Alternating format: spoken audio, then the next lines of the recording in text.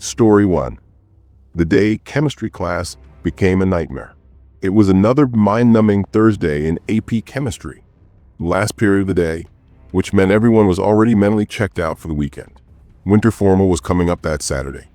So literally nobody could focus on anything except who was going with who and what everyone was wearing. We didn't have a lab that day like we usually did on Thursdays, so Mrs. Chun just gave up halfway through and put on some trivia website called Kahoot to kill time. She was pretty relaxed like that, never stressed about sticking to the lesson plan. We were playing a geography quiz, and I remember the exact second everything changed. Right after my friend Jamal got the answer right, Tokyo. The principal's voice came blasting through the intercom. Mr. Henderson sounded absolutely panicked, his voice cracking like he could barely get the words out, as he told all teachers this was not a drill and to lock down immediately. I swear to God, I felt my blood go cold. Goosebumps cover my entire body. Mrs. Chun, who was always so calm and collected, suddenly looked terrified out of her mind as she ran to the door, killed the lights, then started desperately waving at us to move to the corner by the supply closet. We all crammed into that corner in dead silence for what felt like forever, but was probably only a minute or two. Then this low, buzzing sound from the ceiling vents just stopped completely. The emergency lights flickered off. They'd cut power to the whole building. Everyone exchanged these horrified looks, realizing this wasn't just some standard drill. After a few more minutes of waiting in the dark, we heard this voice in the hallway, someone screaming like their mind had completely snapped. 3 girls near me started crying immediately, which made my heart start racing even faster, because their fear was contagious as hell. The screaming got louder and louder as it moved down the hallway toward us, and then whoever it was started slamming their fists against the lockers while yelling, "You're all gonna die today," over and over and over. That was the moment I genuinely believed I wasn't making it out of that classroom alive. Mrs. Chin held up her hand, signaling us to stay completely quiet. We all looked around at each other's faces, seeing pure terror reflected back. The banging suddenly shifted from the lockers to our classroom door, and one of the girls who was crying just lost it and screamed, "Please, no." The pounding on the door became even more violent after that. The person outside kept screaming, "Let me in. I know you're in there," while assaulting the door. All 3 girls were sobbing loudly. It felt like an eternity of that lunatic throwing themselves against our door. But eventually they moved further down the hall, still screaming like someone completely detached from reality, until we couldn't hear them anymore. About 15 minutes later, though it seriously felt like hours had passed, Principal Henderson came back on the intercom and actually told us what happened, which honestly surprised me. He explained that some clearly unstable person had forced their way into the building through the side gym entrance and assaulted Mr. Rodriguez, our security guard, who managed to escape and call 911. They weren't sure if the intruder had any weapons. This was before our school got metal detectors or hired more than one security guard. So basically anyone could just walk right in if they wanted to. The staff had checked every hallway and classroom, but couldn't locate the person. Principal Henderson instructed teachers to continue class but keep everything locked down tight and not let anyone leave for any reason. The most disturbing part though, one of the custodians working late that night, a guy named Robert, found someone passed out in a janitor's closet near the gym locker rooms. According to all the rumors that spread like wildfire through school the next day, there was a knife sticking out of the person's backpack, like a big hunting knife. Robert must have made some noise that woke them up, maybe knocked over a mop or something, because by the time police showed up 10 minutes later, the closet was empty and the window was wide open. Nobody in my class ever found out if they caught that person. To this day, I have no idea, but I hope whoever it was got help, because thinking about them still being out there somewhere really messes with me. Story 2. The man across the street. Our middle school, Riverside Academy, has 2 separate lunch periods. First lunch is all 5th graders and half the 6th graders. Second lunch is the other half of 6th grade, plus all 7th and 8th graders. What I'm about to tell you happened during second lunch period in early November. The day it happened was cold as hell and foggy. You could barely see across the parking lot. During lunch, I was sitting with my friends near the courtyard when I heard 3 really loud cracking sounds. Crack, crack, crack.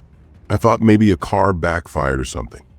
But then everyone in the courtyard started screaming and running. I figured people were just overreacting like they always do. But then Ms. Palmer and 2 other staff members came sprinting outside, yelling at everyone to get into the auditorium right now. Kids who were still getting food from the outdoor lunch carts had to drop everything and run inside. Me and my friends Tyler and Stephanie rushed into the auditorium with probably 200 other students. Everyone was talking over each other, trying to figure out what was going on. The auditorium has these huge windows along the entire left side that face the street. As soon as we got inside, teachers and staff were frantically pulling down all the window shades and blocking the doors. Tyler was freaking out just like everyone else. So he went up to Coach Mitchell and asked what was happening. When Tyler came back, he looked like he'd seen a ghost. "See those apartments right across from the school parking lot?" he said quietly. "Yeah, what about them?" "Some guy who lives there is having a complete mental breakdown. He's in his front yard with a gun, saying he's going to kill himself and anyone who tries to stop him. Witnesses said he was standing outside the school fence earlier, just staring at students." Then Tyler dropped the worst part. Someone looked him up online. He's got a record, like a bad one, assault charges and other messed up stuff. That information spread through the student body in minutes. You could literally watch the panic move through the crowd in waves. Parents started calling and texting. Some kids were having full anxiety attacks. Teachers tried to calm everyone down, but how are you supposed to stay calm when there's an armed person right outside your school? We were trapped in that auditorium for almost 2 hours. Some kids were making dark jokes to cope. Others were completely silent, just staring at nothing. I spent the whole time thinking about walking past those apartments every single day, never once looking up at the windows or thinking about who might be watching us. When they finally let us leave, we had to go in small groups with security escorts walking us to different parts of the building. The whole vibe of the school had changed. It didn't feel safe anymore. Later that week, I was hanging out at my friend Stephanie's house, and the incident came up. That's when she told me something that made my skin crawl. "I live in those apartments," she said, "in the building right next to his." "Holy shit, seriously?" I asked. "Yeah, last year on the 4th of July, I saw him through his window doing something really weird. He was hurting himself and smearing the blood on the window glass. It looked like he was trying to write words, but I couldn't read what it said." "What the hell? Did you tell anyone?" "I thought he was just drunk or something. I didn't think it was that serious." She paused. "But now, after this, I realized he was probably having episodes for a long time. We found out later the guy had been in and out of psychiatric hospitals for years and had multiple restraining orders against him. But somehow, he was still living in an apartment 50 feet from a school. The system completely failed. Last I heard, they finally got him committed to a long-term facility. But sometimes when I walk past those apartments, I still think about all the other windows, all the other people we don't know about, and what might be happening behind closed doors." Story 3, the basement incident. I'm 23 years old, just graduated college last year, and I landed this IT support job at my old high school, Lincoln High. The job is based entirely in the school's basement, where they keep all the network equipment and servers and other tech stuff. The basement itself is kind of a mess. Boxes everywhere, old furniture, broken equipment. But there's this one office space down there that's actually really nice. 3 computer desks, a mini fridge, a microwave, a TV mounted on the wall, and most importantly, AC that actually works, which is a luxury nobody else in the building has. The only weird thing is the office doesn't have a real door, just an open doorway. And the main entrance to the basement has a lock that's been busted for months. I got the job because 3 of my old teachers, Mr. Walsh, Ms. Kim, and Coach Bennett, all remembered me and vouched for me hard when the position opened up. They're genuinely cool people who I still consider friends, not just former teachers. Everything was great until a few weeks ago. My 2 coworkers who share the office with me, Brandon and Chris, weren't there that day. They were both upstairs in meetings or working on teacher computers or something. I was just sitting at my desk eating a burrito during my lunch break when my phone rang. It was Jessica from the main office telling me the school was on lockdown because someone possibly armed had entered the building. I didn't know what to do. I turned off all the lights in my monitor, But there's not much else I could do since we don't even have a door to lock. I sat there in the dark, texting both Brandon and Chris. But neither of them responded. I just kept playing games on my phone, waiting for someone to tell me what was happening. I sat there for probably 25 minutes with no updates. The basement is completely isolated from the rest of the building, so I couldn't hear anything from upstairs. Then I heard the basement door open. That door creaks loud as hell, and the sound echoed through the whole space. I stood up, thinking maybe it was Brandon or Chris coming down to hide with me. Someone came down the stairs fast, their footsteps getting closer. I moved away from my desk and crouched down behind a filing cabinet. Someone walked into the office, but didn't turn on the lights. Complete silence. I could hear my own heartbeat pounding in my ears. I thought if I made even the smallest sound, I was dead. Then my phone vibrated with a text message. The buzzing sound seemed loud as hell and quiet. I squeezed my eyes shut, terrified. The footsteps moved closer to where I was hiding. I couldn't take it anymore, so I just jumped up with my hands raised, practically begging. Please don't hurt me. Please. Someone grabbed my shoulder. It was a man wearing a dark blue hoodie, khaki pants, and a black beanie. He said quickly, Hey, relax, man. I'm just hiding down here too. What's the situation upstairs? I whispered back, I don't know. They just told me to lock down.